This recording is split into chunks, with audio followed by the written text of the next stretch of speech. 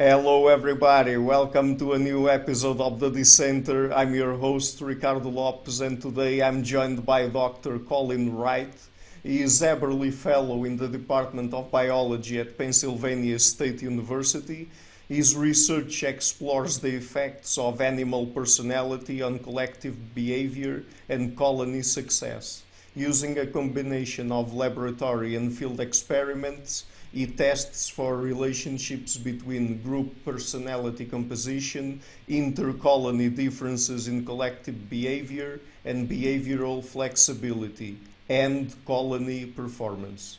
He uses social spiders and paper wasps to probe these topics. So, Dr. Wright, thank you a lot for taking the time to come on the show. It's a pleasure to have you. Yeah, awesome. Thank you. Okay, great. So, this thing about animal personality, I guess that when people think, or at least lay people, let's say, think about animals, they don't usually think about them having a personality, right? So, we know, or at least we more or less know what personality is about in humans. We are used to deal with it, with the personality of our own personality and the personality of other people, and we have a somewhat good grasp on the personality traits that we have and that vary between people. But what is animal personality really about? What are the aspects of psychology, animal psychology, that we are focusing on here? Yeah, so it's not too much different than what we sort of generally think about when we talk about like personalities in humans. So, Yeah. you have friends, and if you have a friend that's sort of aggressive, that just sort of means that that's something about them that is persistent across time and context. They're aggressive one day, it's their behavior in one situation is sort of indicative of how they might behave in different situations too. So animal personalities are, I guess if you want to get like a nitty-gritty definition, it's a persistent differences in behavior like between individuals that's largely independent of time or context. So it's consistent with our common definition in human psychology. So in like the past, personality differences in animals were sort of kind of an afterthought. They were viewed as sort of like developmental noise almost, and that for each species there was maybe perhaps like a single optimal type of behavior. It was like I guess the focus was that the differences were not important so much, because if there's an optimal thing, you just have developmental variation, and that's why you get variation in personality. The assumption largely over the last maybe 30 years specifically has been pretty much debunked. So we know that like personality variation is now actually selected for, and the benefits of certain personality types can be like frequency dependent. So we can measure personality at different levels, individuals, their interactions that lead to like the emergent personality of groups and things like that. We can look within social groups at personality variation.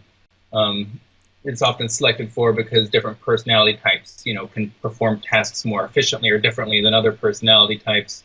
So you get division of labor and stuff. So I guess in short, people like me who study animal personality are interested in how personality differences arise, how they're maintained within populations and or social groups through natural selection acting at like multiple levels.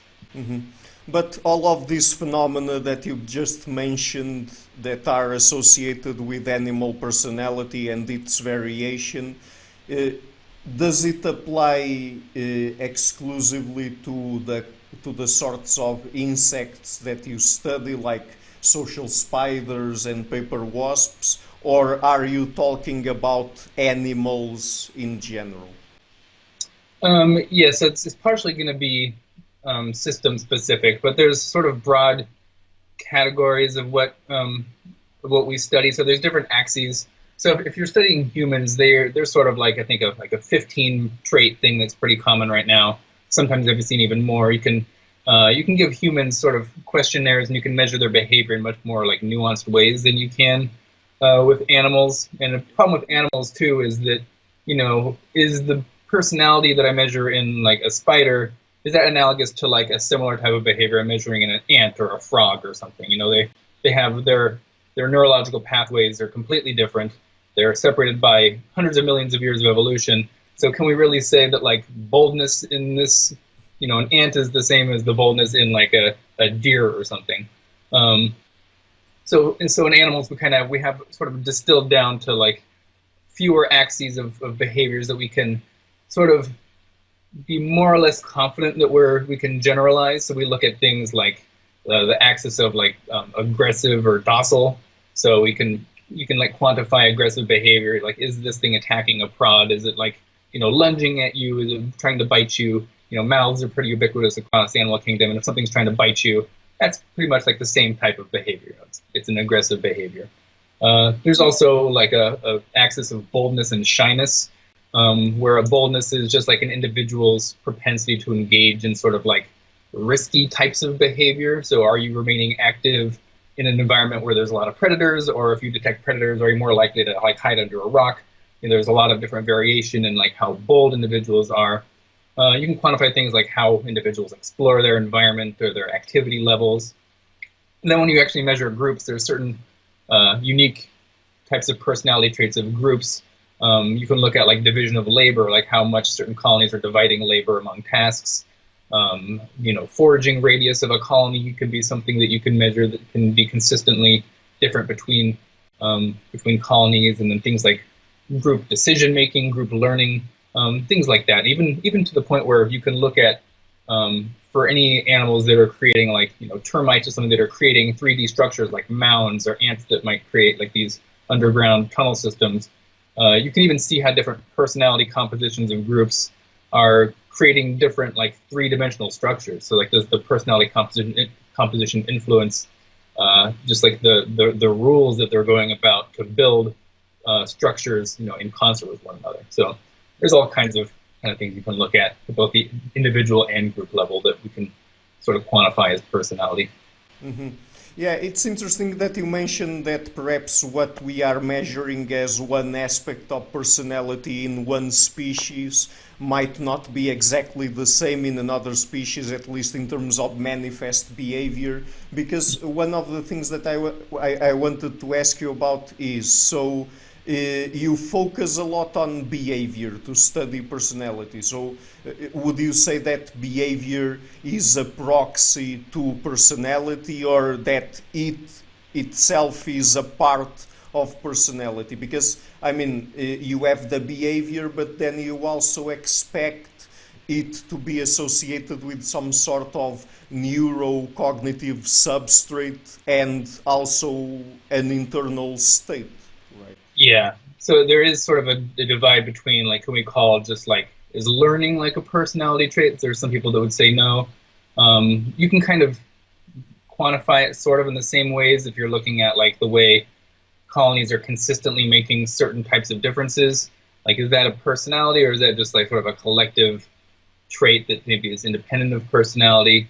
So that's definitely a good question. Usually we make a distinction between like personality and behavior specifically, whereas I guess I would more quantify personality is measured as a behavior, but it needs to be, it's not, you can't, like, you won't be able to measure personality by measuring an individual a single time. It's like you by definition have to measure the individual at multiple time points, because you need to have some sort of a consistent nature of their behavior, where their behavior is, you know, from one time point to the next, has less variation than the behavior like between me and another individual measured at different times. So it needs to sort of this consistency, and both across time and in different sort of contexts is what needs to be like the for it to be personality in general. Mm-hmm. And there is debate about whether can we call division of labor, is that a personality trait of a group, or is collective decision making or cognitive traits personality? And I'm also looking at interactions between cognitive traits and decision making and personality, because they could be linked in all kinds of ways too. Yeah, that's interesting. So when studying insect personality, I mean, in the types of insects you study that I then will ask you more specific questions about. Is it best understood by studying it at an individual or a collective level? Yeah, so I'm not sure if there's like a better or worse. Um, so I'd say definitely both, and it depends. So like a lot of my work focuses on like understanding how group level personalities emerge from the behavioral composition of their groups. Yeah. So I often start by measuring individual personalities in large colonies. So I'll get like these big colonies of spiders from nature. I'll bring them into the lab. I'll dissect them out, and so I'll separate all the spiders in their own little cups, and I'll test all their behaviors independently. And then I can split those large colonies into smaller groups of like known behavioral composition, sometimes spanning even a grade. I can have colonies that are all docile, and then anywhere in between from 100% docile to 100% shy, and like every gradation in between. And then I'm basically looking at observing how their collective behavior changes like as a function of their composition. There's even reason to believe like personality might be sort of important at like a population or even community level as well. So like different types of personalities often exist at sort of like the frontier of a species range, and that can impact things like how populations expand or into new habitats, how they interact with neighboring populations of different sizes. So it's a really difficult thing to sort of quantify, but it's a direction some people are going with it. And even we have reason to believe large weather events, things like hurricanes, can select for different personalities, like consistent differences across entire continents sometimes. So my previous advisor, he's doing stuff looking at he's going into areas where a hurricane is about to landfall. He's measuring all the colony personalities of these spiders and all the other types of species. And then after the hurricane goes in there, he's going back and he's looking at which colonies are persisting. So we have this one spider. It's called Anolosmus studiosus, and it exists on this range on the east coast of the U.S. And it's more aggressive in the southern regions, and it gets more docile as you go north. And then when he went and he surveyed all the populations, and after the hurricanes hit, and they're mainly hitting in the southeast of the U.S. The colonies that tend to survive more frequently after a hurricane are the really aggressive ones. And if you look at the actual history of patterns of hurricanes hitting the southeast, it's almost like it overlays extremely well with just the range of where the docile colonies exist and the aggressive ones on a continental scale. So it's hard work to do, but I'm not going that route. But it could potentially be important at massive scales, all the way down to just within a colony to a continent potentially. Yeah, that's interesting. So the kinds of insects that you study in the introduction, I mentioned social spiders and paper wasps. Are these insects eusocial insects or not? And if they are, please explain the concept to the audience, please. So the spiders are not eusocial. So eusociality is normally something we ascribe to the social insects like ants, bees, wasps, and termites. Yeah. And to be eusocial is a good comps question. You need to have basically this reproductive division of labor, which is a technical way of saying do they have queens or not? Is one individual taking all the reproduction, and are there a sterile cast of workers? And also you need to have overlapping generations too, within a colony. So are your workers who are your first, you're related to, are they taking care of new generations? Is there generational turnover? That type of thing. So my paper wasps, they're eusocial, but they're considered primitively eusocial. Some people take offense to that if you're a really big wasp person, because they want to be no, we're eusocial. But it's primitively eusocial, and the difference between a primitively eusocial species like a lot of paper wasps and eusocial species like bees or termites basically is just how strict is that division between the workers and queens? Is it absolute? Like in honeybees, I think occasionally you can get some workers to like lay an egg, depending on the species, but it's almost totally ubiquitous that the queens has like 100% of the reproduction. If you look at termites, it's even more drastic. Like the queens look incredibly different, and they're like laying eggs like crazy. None of the workers are ever have any chance to reproduce. Whereas in my paper wasps, that the difference between queen and worker is not an absolute thing. It's usually the difference is only how much nutrition they were given when they were developing. So the queens actually will purposefully, I don't say purposely, but what they do is they don't supply their first, like if they're raising workers, they'll feed them basically the minimal amount just in order for them to pupate and then develop into a full-grown wasp, but not enough to be like a really big wasp that could challenge their dominance on the nest. So the workers tend to be like a lot smaller. They could be larger if they were just fed more, but if they were large enough, they'd be able to develop their own ovaries. They could potentially even take over a rank as the queen. And so yeah, it's more of like a behavioral and it's like a regulated system of difference between queen and worker, rather than like an absolute difference between, like queens and worker termites and things like that. But the spiders aren't eusocial at all. Some people don't even like to call them social. They call them subsocial if you're being really technical. Whereas there's no queen or anything like that. They're all basically the same age in the colony. They all participate in tasks and take care of each other's offspring and things like that. There's no major dominance hierarchy, although there is still division of labor, just not a reproductive division of labor that would make them social. Mm-hmm. Yes, that's interesting. So let me just ask you another question about personality. Let me see if I can put this in a clear way. So when it comes to personality and personality variation, is it the case that in these insects that you study, they develop even when they are still embryos or fetuses or something like that?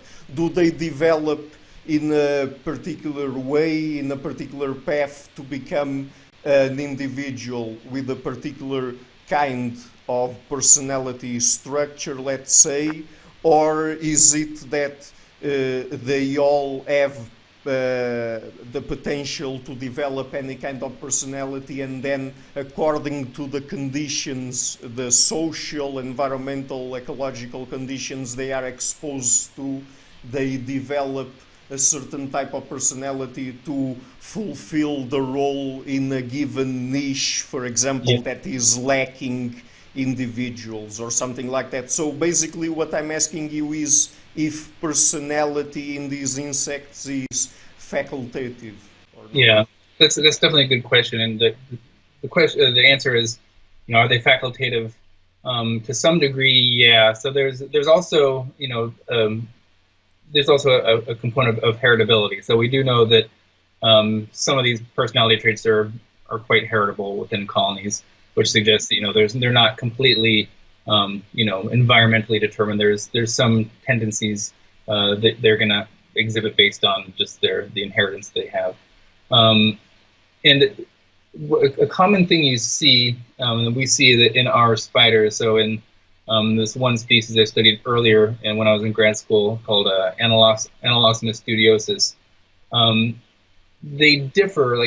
So in this species, there's not like personality variation in the sense that it's a gradient from individuals. You tend to get individuals that are either like extremely docile or extremely aggressive. It's like a really bimodal distribution. So you're either like one or the other, and there's very few that exist like in between. What we find is if we remove aggressive spiders from these colonies, if you give them enough time over the course of like a few days, some docile spiders will sort of somehow realize that there's a deficiency of aggressive spiders, and they'll actually increase their aggressiveness, and they'll take over sort of that role. But if you remove docile spiders from colonies, the aggressive spiders have a really difficult time being more docile. So the aggressive spiders sort of lack this behavioral plasticity. And this is something you see in other species as well. This has been referred to as like the aggressive spillover hypothesis, where individuals can be like super, so aggressive in all these different contexts where it can actually become maladaptive at some point. There's just like they just have an on switch and it can't be turned off. You see it in some solitary spiders as well, where you get these. So you get this selection for being extremely aggressive in their early life period, because that's correlated strongly with how well they're going to capture prey. So that's, your ability to capture prey is going to influence how likely you are to be an adult spider. And so you get this intense aggression or selection for aggressiveness. But what that sometimes leads to is you get these adult female spiders that are so aggressive that any male that approaches them, they just eat them immediately before they even get a chance to mate. It's called pre-copulatory cannibalism. And so they essentially, they're so aggressive, they're sterilizing themselves. And so they don't even, it can't even be selected at the end of the day, because it's, they don't get any reproduction from it. And so, but you still have like that selection filter early on for aggressiveness. So that's sort of, it's something you tend to see in a lot of species where the more aggressive you are, the sort of less behaviorally plastic you tend to be. For wasps, I'm not sure if that's the case. So I think when I started studying wasps, I was the only person to study wasp personalities. So those experiments have yet to be done. Now we do know that in honeybees, like if you do remove some individuals, because they, like in honeybees, you have they have what's called temporal polyethism. So they change their behavior based on how old they are. Where like when you're just first emerge in a bee colony, you do stuff inside the colony, less risky stuff. You're going to be like a nurse basically. And then as you age, you sort of change your tasks until your final job is basically you're defending the colony and foraging, which are the most dangerous jobs. And if you remove foragers, if you remove older individuals, some of the younger ones will sort of take over their roles much quicker. But it's harder for like the older bees to take over, like they're less likely to take over like the nursing role if you remove the younger ones. So yeah, a lot of different things for different systems, but really complex and interesting. Mm-hmm. And this sort of behavioral plasticity or flexibility, does it apply only to aggressiveness or to other traits as well? And does it depend only or primarily on the social conditions that the individuals find themselves in, or are there also other environmental aspects or ecological conditions that might make them shift their behavior? Yeah, that's actually something I'm really focused on, because you get a lot of times where you come to you measure a colony in nature and you say like, oh, this colony looks really aggressive. And it could be the case that like maybe the colony is not actually that aggressive. Maybe it's just in it's environmental variation. It's in like a hotter area. Its temperature is higher, and so it's more aggressive here. And so what I find is that we really can't make too many claims if we measure the colonies like as they exist in nature. What you need to do is bring these colonies out of nature, bring them into the laboratory.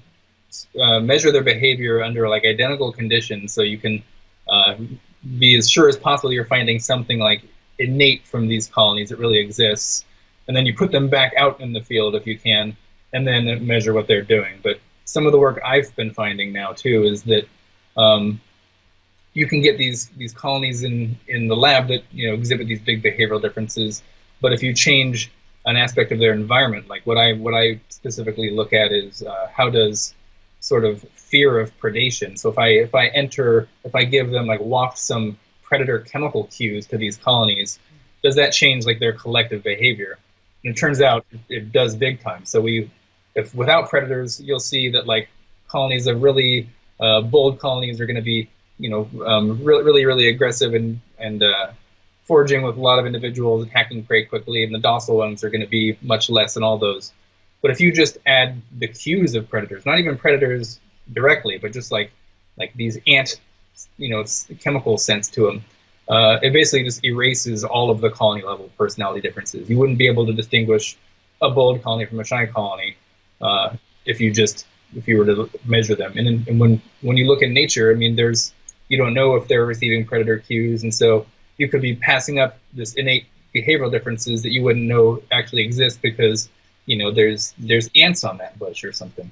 So yeah, we definitely need to measure them in identical conditions and then try to quantify nature as much as possible. Otherwise, you won't know what's environmental or what's actually innate. I was asking if their behavioral plasticity or flexibility also depends on their collective personality composition, if that's another factor that influences. At least in one of my studies with these other spiders, the African social spiders, and I guess it's a trend we see similar to other species too. The more aggressive colonies don't respond to. So what we did an experiment where we looked at, we observed them getting raided by ants. We would add ants to their colonies and just see how they respond to them. And what we see is the docile colonies, they don't respond. They respond like kind of middle of the ground. In this sort of defensive behavior, like they kind of create this like defensive silk type behavior. Like when they're getting raided by ants, they make this sticky silk, and they try to make these walls basically to prevent the ants from like entering their colonies. Mm-hmm. And what we found is that mixed colonies, when you have a mixture of like shy and bold spiders, they're producing about twice as many individuals are participating in this like defensive silk making behavior, whereas shy colonies aren't creating very much at all. And what you see with the bold colonies is one time they're creating a bunch, the next time you measure them they're creating like almost none, next time might be middle, next time none. So they don't like respond consistently to a very consistent threat. So they're kind of it's not really, they're not like behaviorally plastic, they're just sort of, they seem to be more erratic in the way that they respond, I guess, to certain stimuli. Mm-hmm. I understand. And I would imagine that their behavior in terms of personality traits is also influenced by human intervention in their environments or habitats, right? Yeah, it's almost certainly. So we did stuff looking at like comparing personality composition of spiders that we found on like man-made fences compared to like a reference bush that was right next to the fence. And what we tend to see spider colonies, on fences more and more in South Africa where we do our research. It turns out when we measured like the colonies on the fences, they forage much better on fences, they survive better on fences, they produce larger colonies on fences than their like their bush living counterparts. And with fences everywhere, we could very well see them selecting for different sort of colony behavioral phenotypes, because it's certainly they seem to be thriving on those relative to other places, and there's fences everywhere. Probably with wasps too. I've never actually seen the species of wasp I study. In the 6 or 7 years I've been studying, I've never seen it nesting on anything natural like a tree or a bush. I've only found them ever on man-made structures like barns and cabins and people's houses and things like that. I've never, or like maybe in bird boxes too or something, but never seen them once in nature. It doesn't mean they're not out there. Maybe I'm just haven't seen them, but it seems like if I'm not finding any in nature in 6 years, then there's probably some selective pressure going on there, or some relaxation of selective pressure if they're just able to choose houses to make their nests on and be freed from selection of nesting in a tree or something. Mm-hmm. Could they even be or become adapted to that kind of environment? I mean, human-made structures or something like that? Yeah, I mean, they're definitely seeking out different areas on the structure. So, like, the wasps want to go to kind of the sun-facing side, but they don't want the direct sunlight. So they'll be, like, in the eaves of your house on the sun-facing side. So they're getting warm, but they're not getting, like, the direct sunlight and like, desiccating and, like, getting singed in the sun. I guess it's possible that you could see, I mean, there's got to be some sort of different selection pressure from nesting on houses versus in trees and things like that. So it'd be really interesting to do sort of like this urban ecology with a personality twist to it, I think is something that could be done. Mm-hmm. Yeah. So you've already mentioned earlier in the interview how it is possible to study in different places the types of colonies that tend to go extinct and the ones that succeed or persist under different ecological or environmental conditions, or when they are exposed to different natural disasters, for example. Would you say that, based on their personality, of course, on their personality distribution, let's say, would you say that this would be best understood from a group selectionist perspective, or, for example, a multi-level selectionist perspective, or not? Yeah, I think this is actually one of the best systems that you can probably study group selection is, if that was your ability to do. So there is a paper that came out of my lab. I'm not on it, but it's in Nature, and it basically showed that we see certain types of behavioral compositions at different habitats. So like high resource sites versus low resource sites.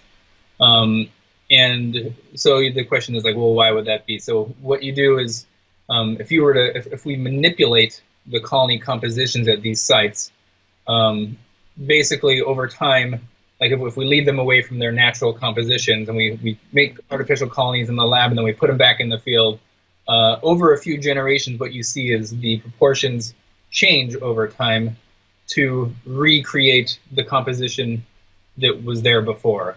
And those compositions are very different depending on the environment. Some favor more aggressive compositions, some favor more docile compositions. And so they are, like, something about them, like from the colonies that are going extinct are the ones that have their compositions that are like not optimal for that environment. And what's an important thing to note here is when we're looking at like what's being selected here, it appears to be the optimal behavioral composition of a group, which is a trait that an individual cannot have. Like an individual can't have an optimal behavioral composition. An individual has one behavior or another. They have a individual personality type. But if we're talking about, an optimal group composition, I don't even see any other way you could really talk about that not being sort of a group level adaptation. It doesn't necessarily mean that it's going to be at conflict with the individual levels, because the individuals, I'm sure they're surviving better based on the fact that there's this optimal composition too. So there's not a conflict between the group and individual level composition going on here. But that doesn't need to be really in conflict for group selection to actually be a selective force in this system. And I think it could be. And this colony, they have the high colony extinction rates too, which just sort of ramps up that between colony selection that you would need for that multi-level framework to work. Mm-hmm. Yes, I think that I remember reading, at least in one of your papers, you talking about how in some of these species, or at least in some conditions or circumstances, there are influential keystone individuals that can be influential on collective learning and group success. So could you tell us about that? Yeah, so a keystone individual, it's sort of borrowed from like this keystone species concept. Yeah.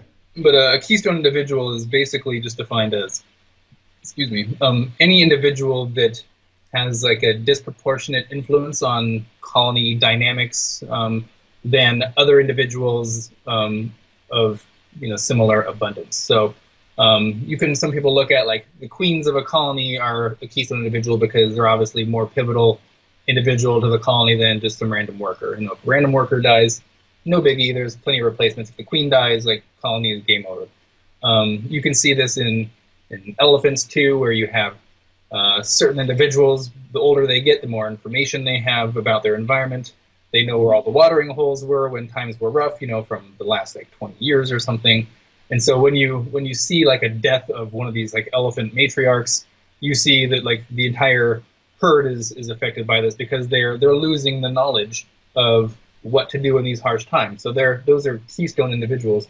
In our spider systems, the specifically the Stegodyphus demicula, the African spider we study, it has these bold and shy individuals, and what we find is the bold individuals act as keystones. And the way they do it's kind of almost like a leader-follower dynamic. So if you have a group of all really bold spiders, they tend to be pretty aggressive in their foraging and how many individuals they tend to attack prey with. Docile groups, less of that.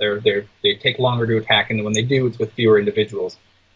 But if you have this extremely docile colony, if you have like 20 docile spiders, like extremely docile ones, and you put a single extremely bold individual in this docile colony or shy colony, then you'll basically increase the number of attackers by like 400% and the speed by similar numbers.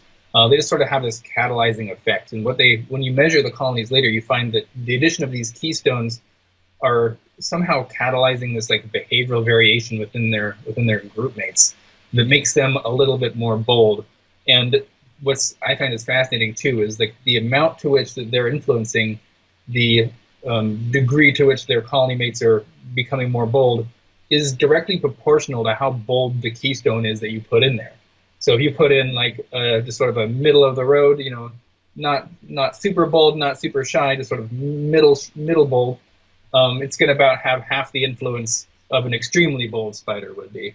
And so we've done this by just getting putting like a control spider that's just like a really docile one in a group of docile spiders, and then a slightly more aggressive one, and slightly more until you get really aggressive, and you can just see like it's a perfect slope of just how much behavioral variation is catalyzing and how it's influence on how many attackers and how fast they're attacking. So they're really neat too.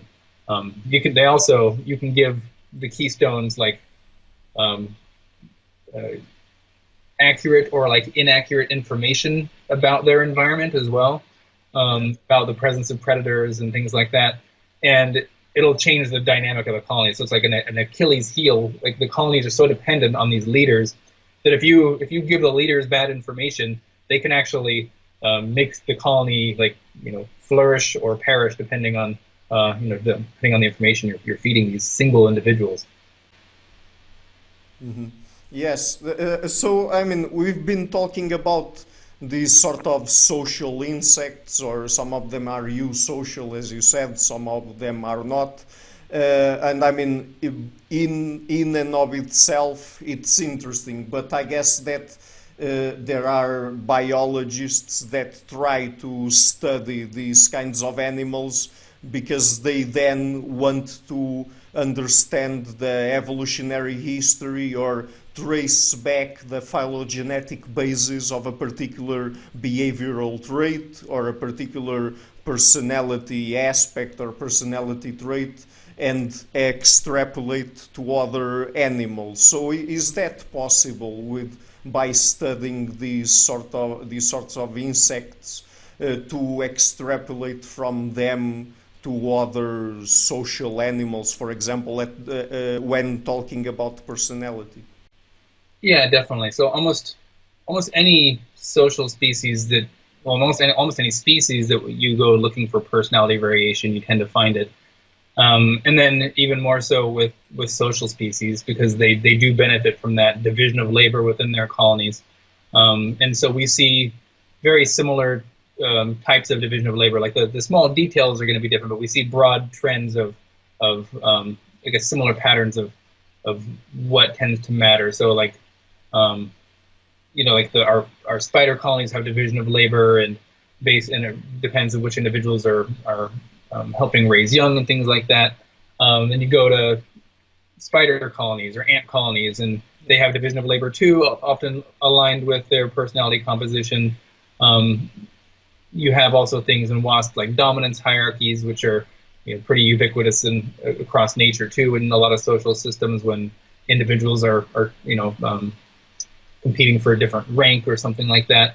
So there is a lot of things you can measure that are pretty, I guess, pretty general for the animal population. I guess one of the main generalizations we tend to see is that we've kind of mentioned on it before, where aggressiveness tends to be less plastic than other situations. So we see this in not just like spiders and ants, but in mammals too. That like if they're I think it's in meerkat colonies too. Like the more aggressive colonies are, they tend to be overly aggressive and also active in times where being aggressive and active isn't really good. So like on a really hot day or something, they tend to, where they should be like inside conserving their energy.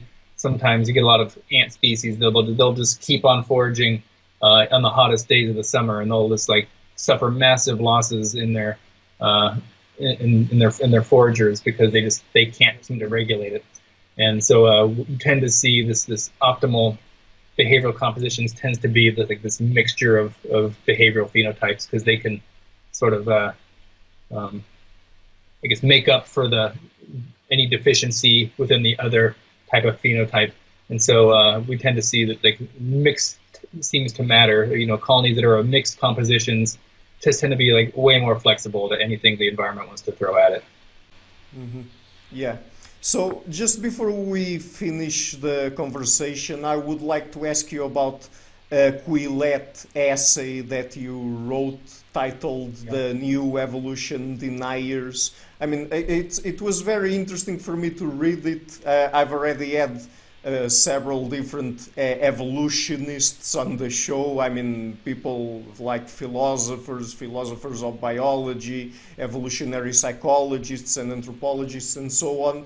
And it's a very interesting thing because as you write in that piece, there was a time back last century where there were some conservative religious type groups that were against biology, evolutionary biology, at least in general. I mean, they were against it all, and even teaching it in schools and things like that. But then, when what you mean by the new evolution deniers, I guess, are the ones that are more leftist, liberal types, and that tend to deny specific bits of evolutionary biology, or specifically evolutionary psychology, and probably they were the ones that also reacted violently when things like sociobiology first appeared on the scene back in the 70s or something like that. And so we are talking about people that in a sense deny that evolution has occurred in humans as in other species, we could say from the neck up or something like that, right? Yeah. So what I comment here is, they thought, no evolution, on brains, especially between the sexes from the neck up. It's sort of this like blank slate hypothesis that seems to be remarkably persistent, where you have individuals who want to act like there's no real innate differences between males or females, even though we see these differences in our closest relatives. And if you look at just the trends in mammals generally, you tend to see these it's ubiquitous among mammals and even more distantly related species, these personality and behavioral differences between males and females. And this notion that humans are somehow this exempt species from these, you'd have to just basically assume that we have, since we do exhibit these same personality differences as the other mammals and primates, for it not to be an innate personality differences, you'd have to just suggest that somehow we lost these innate differences, but then through some roundabout way, socialization has just like somehow recapitulated all of these exact same trends that you would expect and that you see everywhere else, purely by socialization, and evolution played no role in this. So I'd say it's mainly been evolutionary psychology that's been sort of the far left, the social justice left, whatever you want to call that, is been speaking out against. But even lately now, we're seeing people that are somehow denying that even just like anatomical differences between males and females that, these, like, when we talk about female sports, I've literally heard friends I've interacted with who I consider smart people talk about how it's just, females just aren't encouraged enough to do more in school, or they're not encouraged to play sports, and if they did, they'd be just as strong and as fast and everything as males are, and it's just madness. I mean, it's one of those things where you can clearly see the differences, and this can't be socialization, because you'll get families that are from maybe from famous athletes, and it's like, are their daughters really getting less sports coaching than someone else who's a male, who's from a lower class family? Like, it just doesn't make any sense to how these differences are being denied, but they apparently are. Mm-hmm. Yeah, this topic of sex differences is a very controversial one, and even recently there have been books out trying to deny these differences, like books by Gina Rippon and Cordelia Fine and others. And I mean, it's interesting because how they focus specifically on sex differences. Sometimes they also talk about race differences, but anyways, gender differences is a really big topic. And it's interesting because in a way it seems to me that, historically speaking, first the postmodernist type of fellows, I mean people from, for example, cultural studies, women's studies and things like that, separated what they call gender from sex, and say that gender is something that varies completely independently from biology and is a cultural or sociocultural construct, and people are simply socialized or influenced by culture and their society to behave in a way or another. And so this is kind of a mind-brain dualism in a way, because they are separating parts of the mind, at least parts of it, from the rest of the brain. And then, I mean, there is also the aspect that more recently it's even weirder, because there are people that say that sex, or I mean, I'm going to use the term biological sex just to use the term that they use, because I usually don't separate that strictly gender from or what they call gender from sex in terms of the personality and psychological characteristics. But there are people that say that sex itself also occurs on a spectrum and it's not binary, right?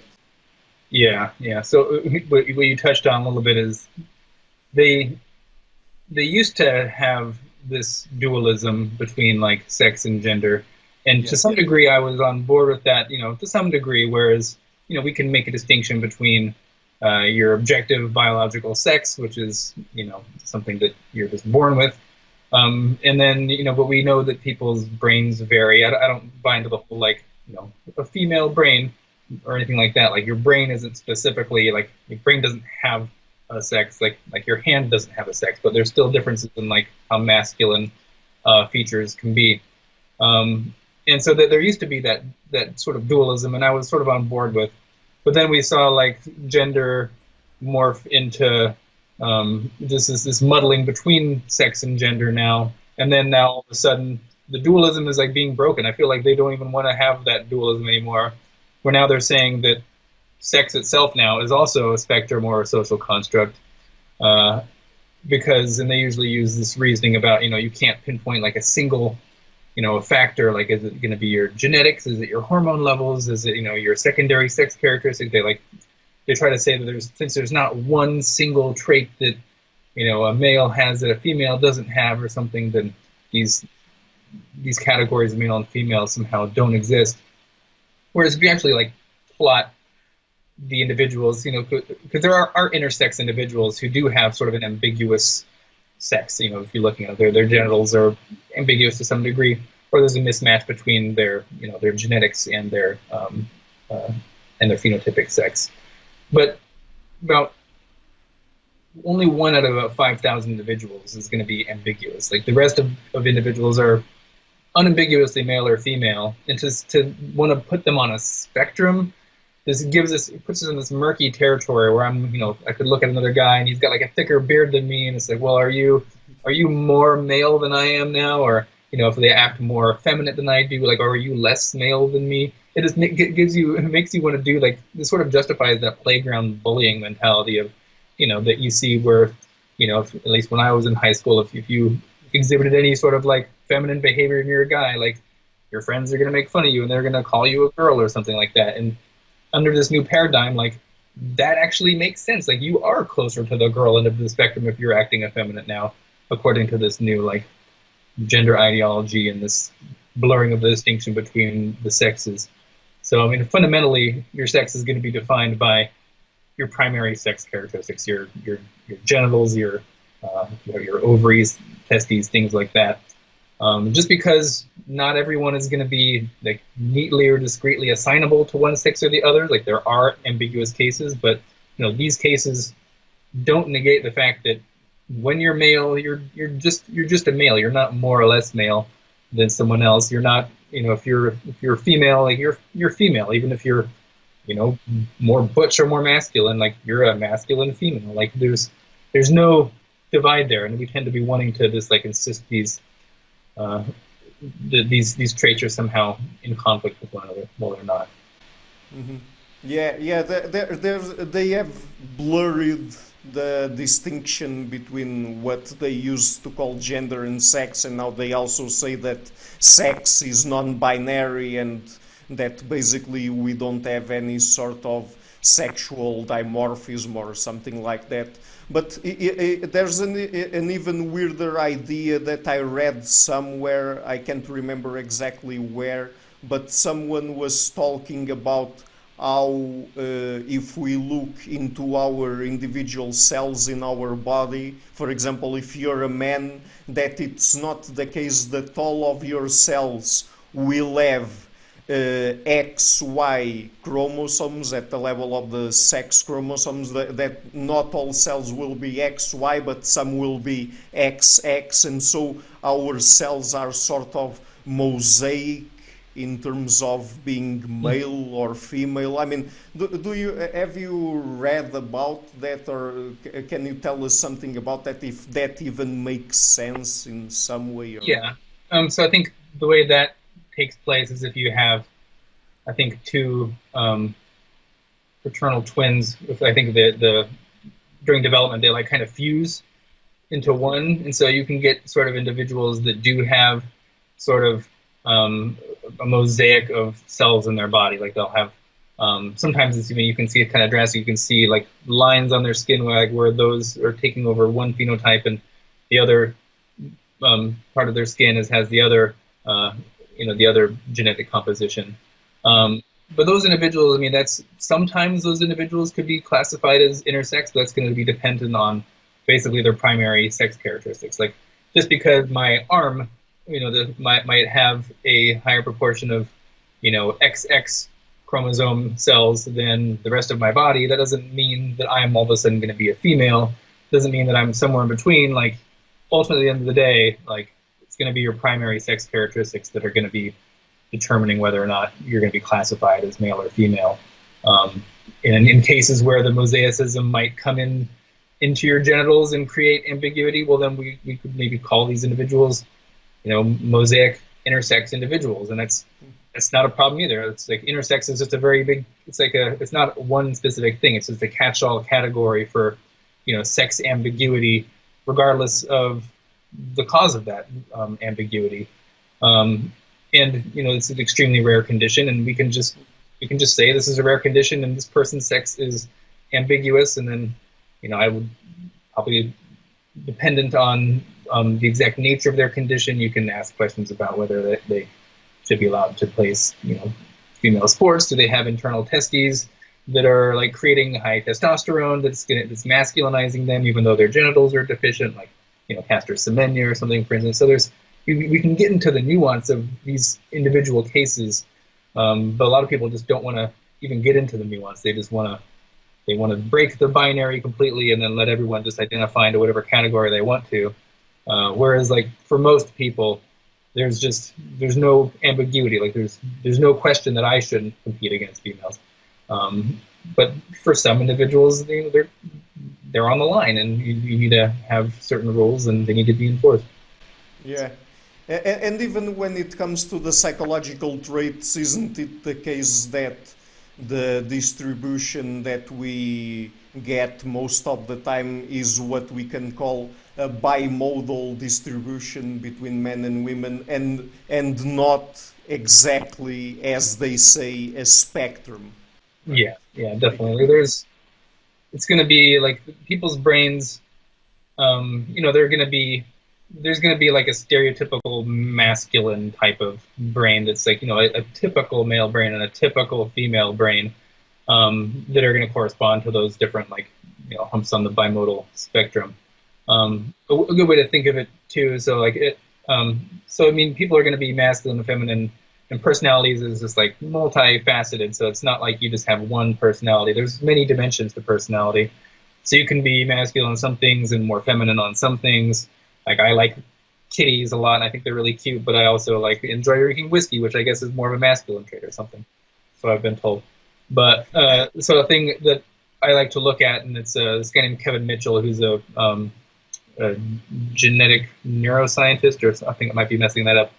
But he looks at human faces as to like bring this point in. He's like, do males and females have different faces?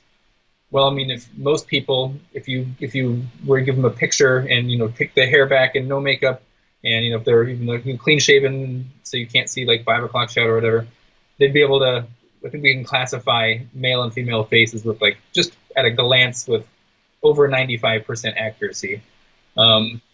You glance at someone, almost you know what sex they're. You just see their face. So there's features of their face that are masculinized and feminized. But if you try to then like say, well, like what makes a male face or what makes a female face? You can't point to one thing. You can't point to to just the nose. If you were just to look at noses, you might be able to guess on average maybe like, better than chance if this individual is male or female. Or if you just look at their foreheads or their ears or their mouths, if you look at any of those by themselves, you maybe more than average be able to guess.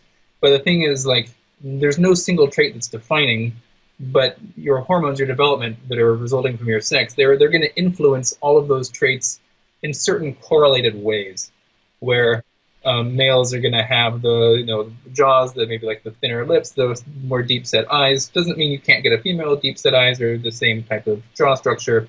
But what our minds are basically doing is doing this multivariate analysis. We're looking at all these different types of traits and how they're correlated. And when you take these traits and consider them as sort of like a cluster category, a cluster concept, you can create computers that can guess male and female faces with almost 100% accuracy, or very close to it. And you can do this with brains too, in the different regions of their brains. So you can get male typical and female typical brains, but it just shows that there can be differences that aren't absolute, but doesn't, just because you can't point to one single trait that's definitional, doesn't mean that these categories are just completely eliminated. And everything's arbitrary, because they're clearly not. We're identifying something that's real about male and female faces. Otherwise, we wouldn't be able to predict it with such a high degree of accuracy. Yeah, sure. Okay, so Dr. Wright, let's end the interview here. I will leave a link to your Quillette piece in the description box of the interview. What are the other places on the internet where people can find your work? I have just these 2 Quillette articles. You can find my work there. Something's going to be coming out this week. I don't know when this is going to be released, but something in the Wall Street Journal is going to be coming out that I've co-authored, which should be interesting. And then you can basically follow me on Twitter. The handle is Swipe Right with my last name, so WRIGHT. And that's kind of where I tend to hang out mostly. So yeah. Okay, so I will include that in the description box of the interview so that people can go and check out your work.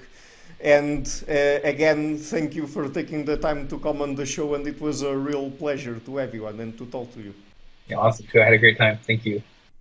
Hello everybody, thank you for watching this interview until the end. As you might have noticed, I've been putting out regular interviews with leading intellectuals from around the world. And so, to keep the channel sustainable, I would really like to ask you to please visit my Patreon page and to consider making a pledge there.